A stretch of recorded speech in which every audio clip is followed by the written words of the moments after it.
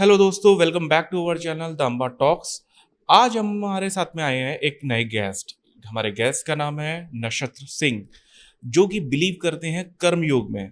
बिना टाइम गवाए जानते हैं उनसे और उनके बारे में। तो हेलो नक्षत्र, कैसे हैं आप? हेलो, बहुत बढ़िया हूँ मैं।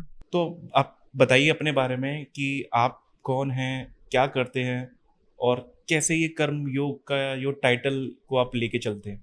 तो मैं अपने आप को सिंपल एक इंट्रोडक्शन देता हूँ। मैं कोई बड़ा आदमी कुछ नहीं हूँ। मैं सिंपली एक कर्म योगी हूँ। कर्म योगी एक बहुत सिंपल सा आदमी हूँ। मैं ज़्यादा कुछ नहीं करता, सिर्फ अपने काम को ही अपना जीवन मान के चलता हूँ। और उस काम में मुझे ना किसी से कुछ चाहिए, ना मैं किसी से कुछ चाहता हूँ। ओके, तो ये कर्म योग को आप किस तरीके से देखते हैं? कर्म योग एक तरीके से आप मान के चलिए एक ऐसी साधना है, आप ये कह सकते हैं इसे, जिसके अंदर आपके पास कोई इच्छा नहीं बसती। आप बस काम कर रहे हो अपना, एक्स वाई जेड कोई भी काम हो सकता है। आप बस वो काम करते जा रहे हो और उसके अंदर आपको कोई ये नहीं सोचते आप कि क्या ये रिजल्ट्स मेरे हिसाब से होंगे या नहीं होंगे। इन टर्म्स ऑफ हम प्रॉफिट एंड लॉस के बारे में बात कर सकते हैं कि हाँ, जैसे हम करते हैं ना कि कोई हम करते हैं कि कोई भी काम, तो उसको हम इस तरीके से लेते हैं कि ये पॉजिटिव रिजल्ट देगा या नेगेटिव रिजल्ट, क्या इम्पैक्ट हो सकते हैं। बिना सोचे आप ये बोलना चाहते हो कि उसके क्या फॉर्मेशन होगी, क्या रिजल्ट आएंगे, क्या प्रो कॉन्स आएंगे। आप सिर्फ अपना वर्क करते हैं, राइट? हाँ, मैं सिर्फ अपने काम पे ही फोकस करता हूँ। मैं अपने काम को ही प्रॉफिट और लॉस लेके चलता हूँ। ठीक और है। फैक्ट बोलूं, प्रॉफिट और लॉस कभी एग्जिस्ट करेगा ही नहीं जब आप काम करोगे। क्योंकि आप एक बात बताओ, आप मान के चलो ड्राइंग बना रहे हो, तो आप ड्राइंग बनाओगे ना, आप ये तो नहीं सोचोगे उस ड्राइंग बनाते हो कि मेरा प्रॉफिट हो रहा है या मेरा लॉस हो रहा है। आप उस मूवमेंट को एंजॉय करोगे। तो मेरे लिए सिर्फ वो एक मूवमेंट है जिसे मैं एंजॉय करता हूँ हर पॉइंट पे। तो इसके पीछे कुछ प्रिंसिपल्स हैं जो फॉलो करते हो आप, या केवल एक काम को लेके चल रहे हो? क्योंकि काम तो हम कुछ भी करते हैं अपनी लाइफ में, बट एक प्रिंसिपल हर इंसान की लाइफ में इंपॉर्टेंट होता है कि किसी काम को करने के लिए कि मेरे ये रूल्स हैं या मेरे सिद्धांत हैं, कि मैं उनको उन पे ही फॉलो करके अपनी लाइफ को जीऊंगा, या उस तरीके से देखते हैं? मेरा सिर्फ एक सिद्धांत है, वो ये है कि कोई भी कार्य करो, धर्म पूर्वक करो। किसी के साथ अधर्म नहीं हो, सिर्फ धर्म ही होना चाहिए। आप कोई भी कार्य करो। और प्लस उसके साथ एक और चीज और है, आप अपना कोई भी एक्स वाई जेड कार्य कर रहे हो, उसके अंदर आप कहीं भी गलती से ये सोच में पड़ जाओ कि यार मैं सही कर रहा हूँ या नहीं कर रहा, और क्या ये मेरे लिए फायदेमंद होगा या नहीं होगा, तो उस पॉइंट पे आप बस उस कर्म को करते चलो। क्योंकि आप अगर वो कर्म नहीं करोगे तो कोई और कर्म करोगे, और उसी मारे आप परेशान होगे। आपके अंदर ये इच्छाएं क्यों आ रही है कि मुझे ये कर्म करना नहीं है, करना है? वो इसलिए आ रही है क्योंकि आपको लगता है कि शायद मेरा प्रॉफिट होगा या मेरा लॉस होगा। आपको सिर्फ अपने कर्म को ही करते चलना है, वही आपकी जिंदगी में सबसे हसीन चीज हो जाएगी एक पॉइंट पे आके। ओके, तो एक क्वेश्चन और है मेरा इसके साथ साथ कि ये एक फॉलो करने के लिए आपके प्रिंसिपल्स कि मेरे को धर्म रहित चलना है, क्या इसके पीछे कोई साधना भी डिपेंड करती है, या कोई भी इंसान फॉलो कर सकता है इसको? इसे कोई बड़ी चीज नहीं है ये करना, हर इंसान कर सकता है सही बोलो तो। बट बात ये आती है आदमी का मन, जो ये सब करने से रोकता है। आदमी ये सोचता है कि मेरा मन ही भगवान है। हम एज्यूम करके चलता है आदमी कि मेरे मन के अंदर जो इच्छा आ रही है वो भगवान ने भेजी है, और वो सबसे बड़ा झूठ है। उसके मारे ही वो कोई साधना नहीं कर पाता है x Y Z.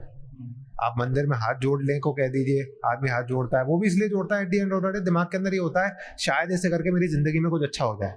Eight the end of the day desire ही होता है। आप भगवान के घर पे धंधा करने जाते हो, अधिकतर मेजोरिटी आदमी ये करने जाता है, धंधा करने। और इसलिए कोई हर इंसान नहीं कर पाता ये। सिंपल सा फॉर्मूला है इसे करने का, वो ये है कि आपको सिर्फ अपना कर्म करना है। आप अपने डिजायर्स के पीछे मत भागो, आपका जो मन चाहता है उसको मत सुनो, क्योंकि मन का तो काम है आपको भटकाने का। और तभी आप ये साधना कर सकते हो, कोई भी साधना एक्स वाई जेड। और कर्म योग उसमें से है बड़ी मुश्किल साधना। लोगों को लगता है कि बड़ी मुश्किल साधना होगी, पर बहुत सरल साधना है वैसे मैं बोलूँ आपको। तो इस बीच में क्या इमोशंस आपको अफेक्ट करते हैं, बीच में आते हैं आपके? इमोशंस आते हैं, मैं ये नहीं कहूँगा इमोशंस नहीं आते। सारे इमोशंस आते हैं जो हर एक इंडिविजुअल आदमी फील करता है, सारे इमोशंस आते हैं। अब बारी ये आई, उन इमोशन को समझना जरूरी है। ऐसा नहीं है आप वो इमोशन आ रहे हैं, आपको मान लो गुस्सा आ रहा है किसी पे, इसने मुझे ऐसा कैसे बोल दिया भाई, जाके थप्पड़ डर रहा है, ऐसा नहीं। आप इमोशंस आ रहे हैं, आप समझो क्या इमोशंस क्या हैं, कैसे हैं। कभी कभार इमोशन के हिसाब से रिएक्ट करना पड़ता है, कि कभी कभार इमोशन जरूरी होते हैं उस पॉइंट पे। कभी कभार आपको काबू में रखना चाहिए। और इमोशंस का कारण कौन है? इमोशन का कारण है आपका मन। मन का काम ये है आपको भटकाना। कभी आप सुनोगे कि एक इंसान को बड़ा अच्छा लगता है कि अब मैं बहुत पॉजिटिव हूँ, और एक अगले दिन ही वो आदमी बिल्कुल डाउन बैठा रहता है। कभी आदमी का मन करता है यार आज मैं दुनिया घूम के आऊं, और कभी मन करता है यार अब मुझे किसी से बात नहीं करनी है, कोने में बैठा रहूं। तो क्या ये इमोशन का जो मैंने क्वेश्चन पूछा था, तो इसका भी आप जो आंसर देना चाह रहे हो कि वो एक इमोशन मेरे अंदर आया, एक एग्रेसिवनेस आई अगर किसी चीज़ को, तो उसका भी बेस धर्म ही है? या फिर उस पॉइंट पे हम ये कह सकते हैं कि वो अगर हम कोई एक्शन ले रहे हैं तो एक अधर्म हो जाएगा? बात आती है किसके अगेंस्ट हो रहा है वो। आप मान के चलो आप देख रहे हो कि सामने किसी के साथ बुरा हो रहा है, तो उस पॉइंट पे आपको अगर सामने वाले इंसान को रोकने के लिए मारना पड़े तो मारो, जरूरी है, क्योंकि उस पॉइंट पे अधर्म हो रहा है। बट अगर आप ये देखते हो कि सामने वाला इंसान कुछ नहीं कर रहा, मतलब वो अपना जेन्युइन काम कर रहा है, आप कह रहे हो मेरे साथ बुरा हो रहा है, जैसे मान के चलो पुलिस वाले ने आपको रोक लिया, आप कहते हो ए भाई मुझे क्यों रोक लिया इसने, मेरी मर्जी, मैं तो चल रहा हूँ सही। पर वो पुलिस वाला अपना काम कर रहा है, उसका काम है चेकिंग करने का, वो चेक कर रहा है, तो आप उस पॉइंट पे गलत कर रहे हो, वो अधर्म हो गया। आप फिर उस पर गुस्सा करोगे, वो गलत है। वो अपना चेकिंग का काम कर रहा है, उसे करने दो। तो आपको पता होना चाहिए, इतना अवेयर होना चाहिए हर इंसान को कि मैं कहाँ क्या कर रहा हूँ। हम अवेयर इसलिए नहीं हो पाते क्योंकि वही बात आती है आखिर में, आपके मन आपको ये कहता है कि नहीं मैं ही सर्वोपरि हूँ, और जब तक मन अपने आप को सर्वोपरि बताता रहता है तब तक इंसान परेशान रहेगा। तो आपका कहने का मतलब कंक्लूजन ये है इस चीज़ से कि मन को नियंत्रित करना बहुत इंपॉर्टेंट है और उसको धर्म रहित लगाना बहुत इंपॉर्टेंट है, क्योंकि हमारे मन में भी, हर इंसान के मन में एक चीज़ होती है कि कोई भी क्वेश्चन होता है, कुछ दो साउंड आते हैं उसके मन में, ये सही भी है और ये गलत भी है, ये ऐसा कर लूंगा वैसा हो जाएगा, दूसरा आएगा कि ये हाँ हाँ ऐसा। तो उस चीज़ को कैसे आप समझोगे? आपको क्या करना है, आपके अंदर एक चेतना और है, आपके अंदर मन अकेला नहीं है, आपके पास एक चेतना और है। आपको उस चेतना को एक्सेस करना है। एक बार वो चेतना का आपके पास पकड़ आ गई, उसके बाद मन आपकी बात सुनेगा, और उस चेतना तक पहुंचना ही सबका एक लौता उद्देश्य है जिंदगी का। तो अगर इसको सिंपल फॉर्म में देखा जाए तो किस तरीके से इजी एक्सेस कैसे कर सकता है, अगर आप चेतना की बात करते हो तो? देखिए चेतना का देखो, आप चाहो तो आस्तिक हो तो आस्तिक बन के कर सकते हो, भगवान का नाम या फिर साधना करके, जो सिंपल है।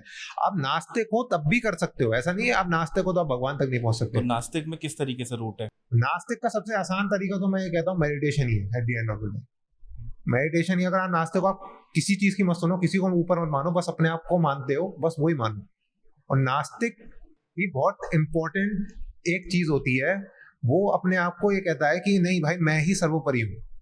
तो अगर वो सर्वोपरि कहता है कि मान, कोई गलती नहीं है नास्तिक को मानने के लिए, क्योंकि वो अगर एक इंसान मानता है मैं भगवान को नहीं मानता, तो वो बिल्कुल सही है, नहीं माने भगवान को, क्योंकि वो ये देखता है कि भगवान मेरे सामने दर्शन नहीं आ रहे पर मैं हूं।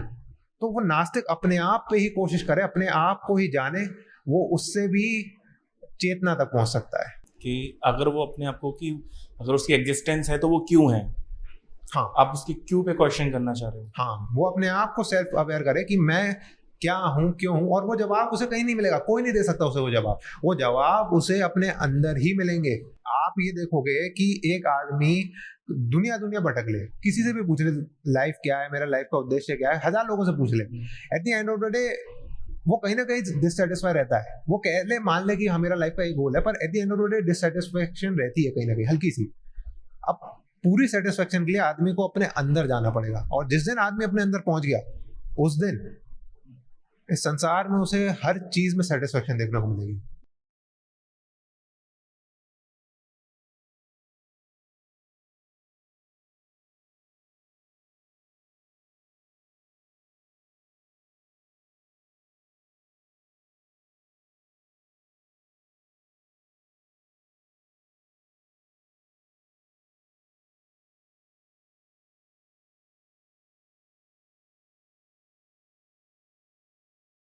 मैं उस सिचुएशन को एक तरीके से देखता हूँ कि बस धर्म क्या है, मैं सिर्फ धर्म पूछूंगा उन्हें।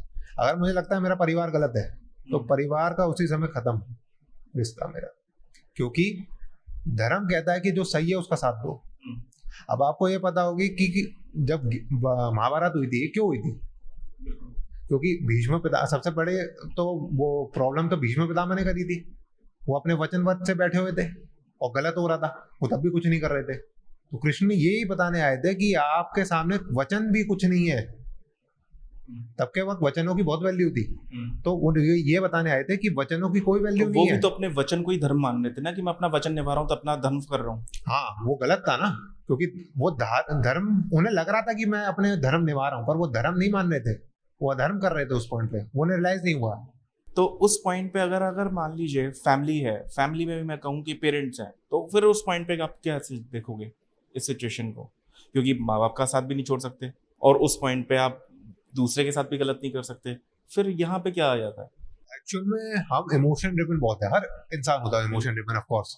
तो इमोशंस को आपको एक्चुअल में काबू करना पड़ेगा। आपको लाइफ को, अगर आप ये प्रिंसिपल पे जियोगे जो सही है वो सही है, जो गलत है वो गलत है, तो आपकी जिंदगी आधे से ज्यादा आसान हो जाएगी। क्योंकि जनरली हम लोग देखते हैं ना, इतना कहने के लिए लोग कह तो देते हैं पर हिम्मत नहीं होती गलत को गलत कहने की। लोग कहते हैं एट द एंड अपनी फैमिली का या अपने लव वंस का उसी का फेवर करते हैं, इसलिए लोग खड़े रहते हैं।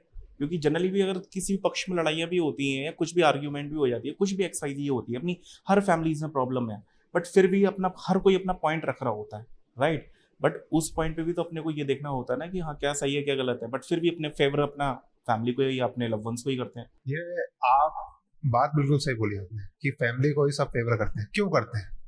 क्योंकि अंदर से आती है फीलिंग कि हाँ यार ये अपना है, ये अपना है, वो सामने वाला पराया है। अब घर वाले बुरा कर रहे हैं, वैसे थोड़ी ना घर वालों को उठा के फेंक देंगे हम।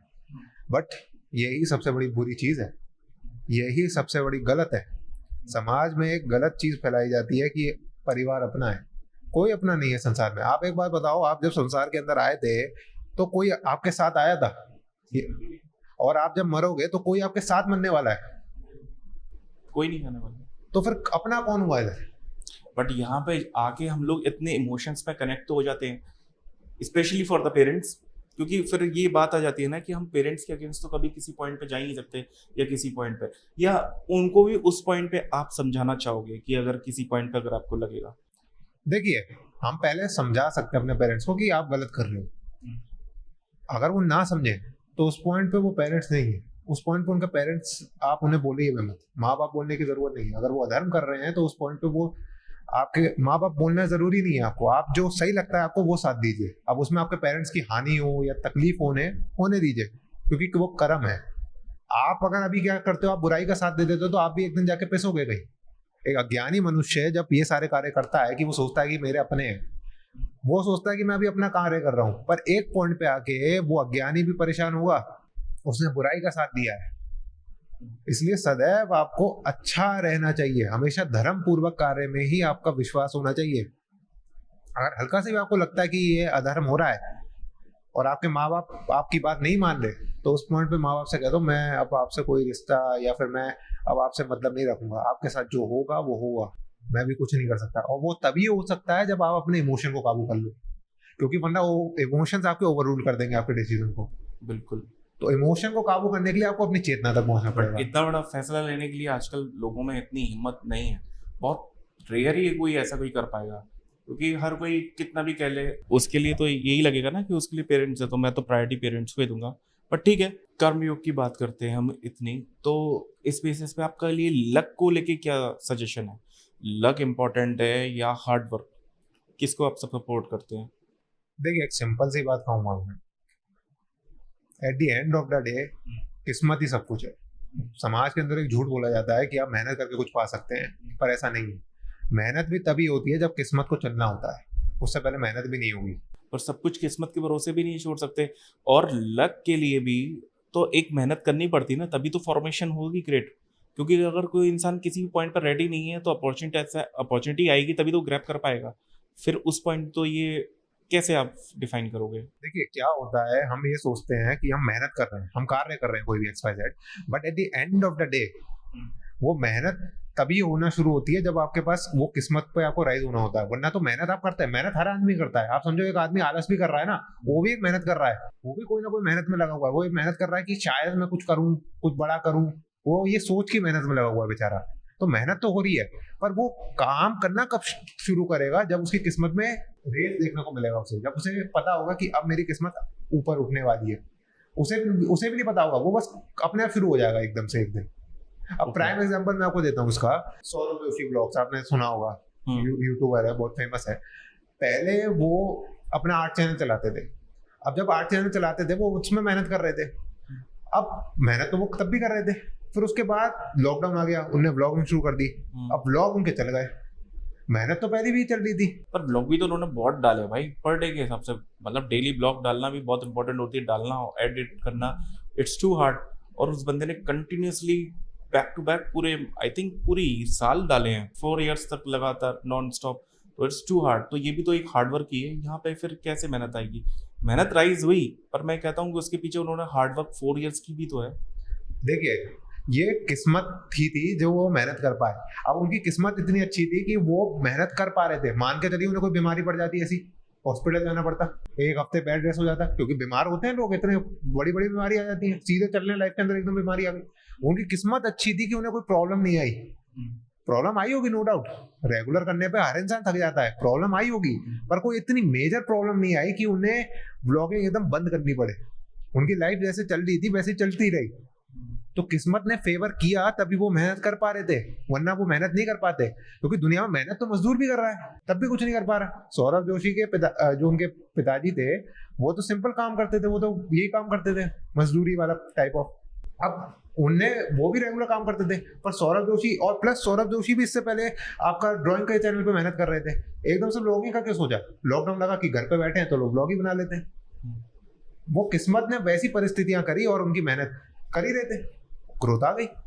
गॉड को आप किस तरीके से थे, भगवान को सिर्फ एक है या फिर उसके मल्टीपल फॉर्म्स हैं या मल्टीपल रूप, आप किस तरीके से देखते हो उनको? देखिए, भगवान को हम कह सकते हैं एक बड़ी, मतलब एक हाई लेवल की चीज, बड़ी क्लास की किताब होती है ना 11th-12th की, और जो भगवान हो गए छोटे, मतलब राम जी, कृष्ण जी, राधा जी, ये सब ये एक छोटी किताब है, ये बेसिक्स है, मतलब जूनियर्स क्लासेस में पढ़ाया जाता है हमें कि ऐसे छोटी क्लास है, जैसे मैथ्स क्लास 6 की मैथ हो गई, 7 की, ऐसे छोटी छोटी किताबें हैं। ये जब हम इनके नहीं, एक्चुअली जो परम चेतना है वो एक है, और जितने भी ये फॉर्म्स है ये मायावी फॉर्म्स है।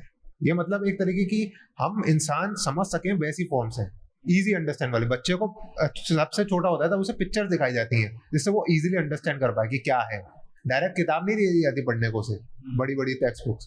तो भगवान वैसी पिक्चर बुक है, और वो एक बार इंसान समझ ले उसके बाद आदमी उस बड़ी किताब पे जाता है जो एक चेतना है। और उधर तक पहुंचने के लिए भी जो पिक्चर बुक है उसे पढ़ने के लिए भी टीचर की जरूरत पड़ती है। और टीचर कौन होते हैं? ये संत है। हाँ, संत साधु है। जैसे प्राइम एग्जांपल मैं आपको दूं, संत साधु में जैसे प्रेमानंद जी महाराज है, वो क्या कहते हैं सबसे? राधा राधा नाम रटो। तो वो एक टीचर हैं जो पिक्चर बुक को समझा रहे हैं कि देखो बेटे राधा रानी है, इनसे रटो।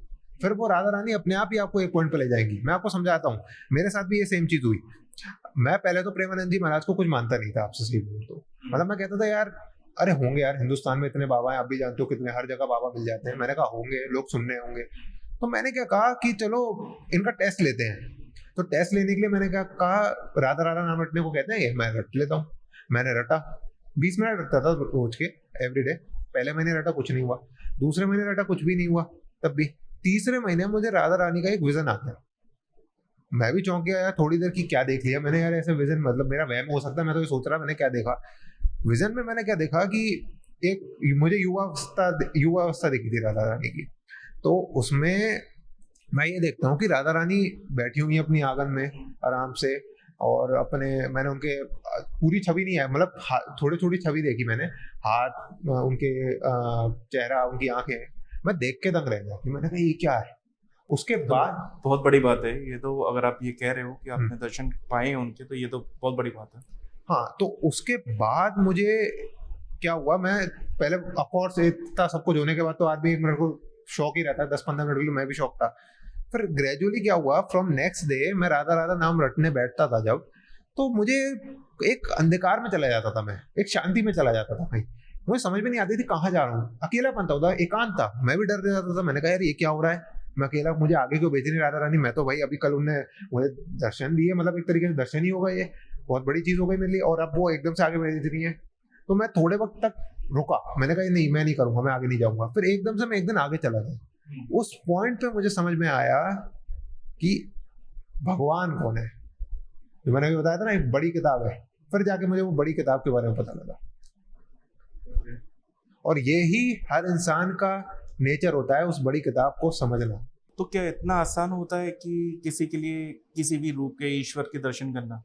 सी, हम देखो, हम लोग हिंदू हैं, हमें पता है कि एक जन्म नहीं होता। आप ये कहना चाह रहे हो तो अपनी पास्ट लाइफ में आपने नाम जप दिया हो? हाँ, मैंने पास्ट लाइफ में इतनी साधना करी हो कि इस जन्म में मैं आके फिर से उस पार्ट को शुरू कर रहा हूँ, और ये मैंने जल्दी एज पे शुरू कर दिया क्योंकि मेरी पिछली लाइफ की चीजें बची हुई थी।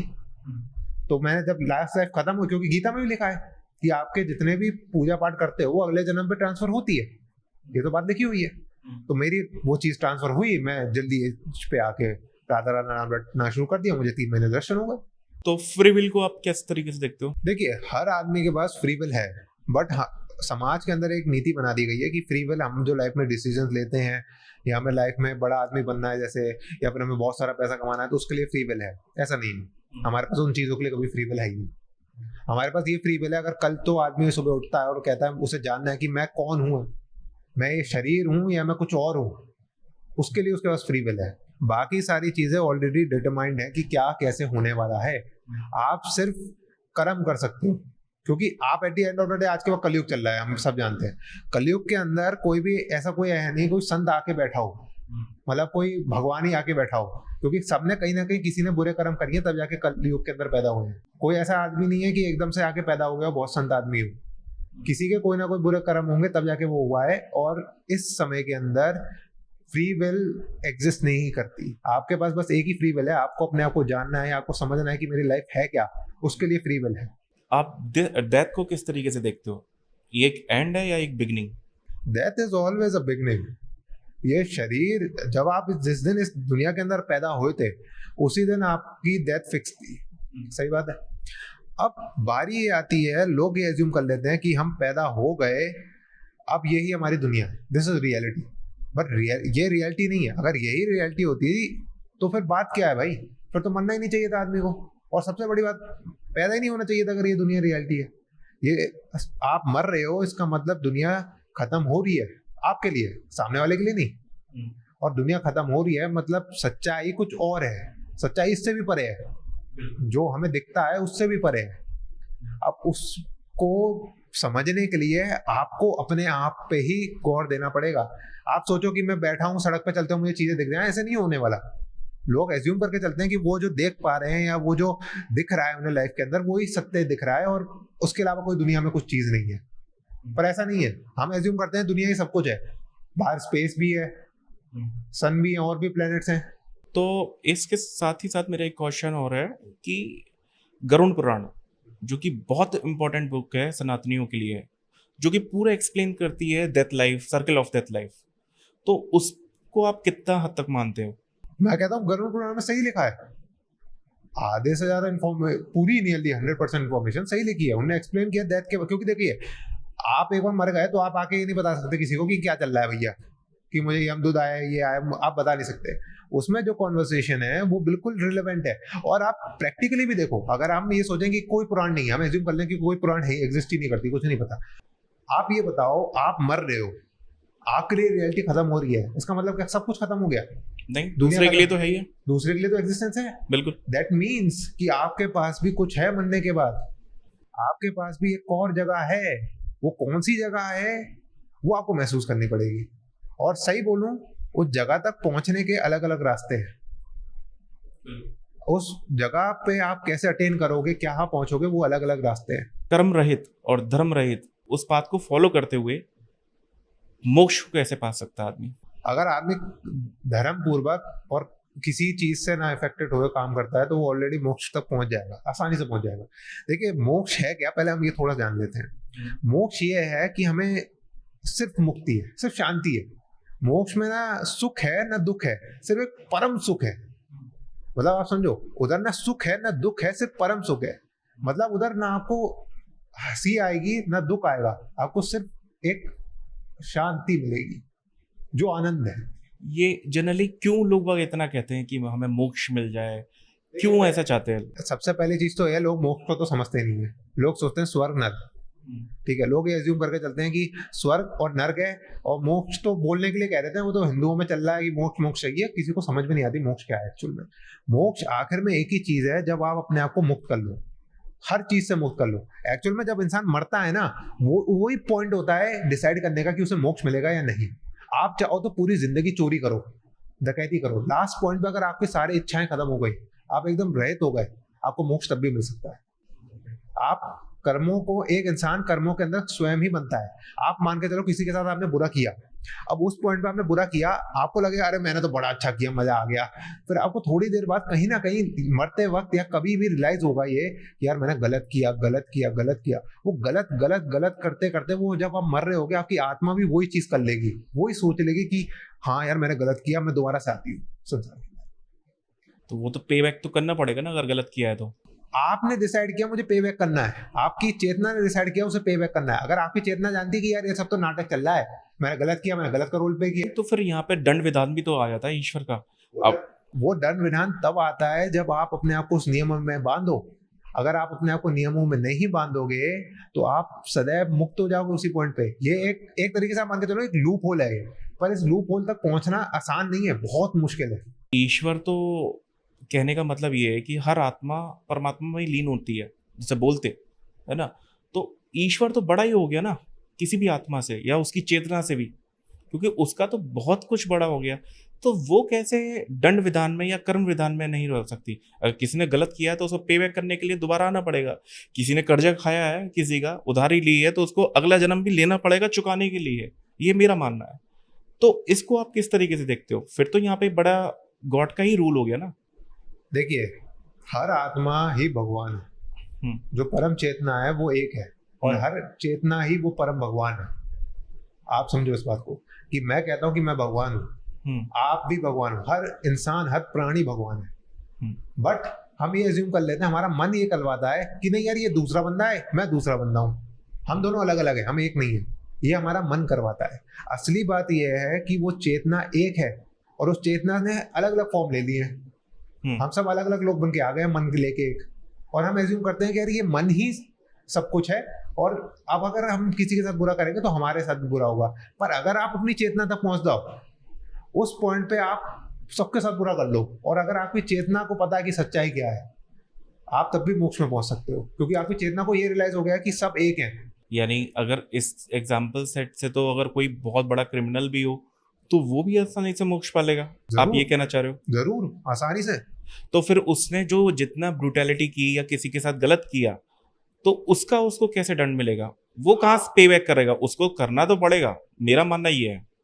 देखिए, बात क्या आती है, ये सब है क्या आखिर में आके? माया, इल्यूजन। तो किसी के साथ बुरा हो रहा है वो भी इल्यूजन है, किसी के साथ अच्छा हो रहा है वो भी एक इल्यूजन ही है, अगर हम दूसरे फॉर्म में देखें तो। हाँ, ये सब इल्यूजन है। हमें लगता है कि अरे यार कितनी बुरी चीज हो गई, अरे यार कितनी अच्छी चीज कर दी इसने, but at the end of the day ये सब माया ही है। माया तो है ही है, पर यही तो आदमी नहीं समझता। आदमी सोचता है this is reality, this is the fricking thing, पर यही सबसे बड़ी बेवकूफी है आदमी की, क्योंकि आखिर में आके सब कुछ मिट्टी में ही मिलता है। बिल्कुल।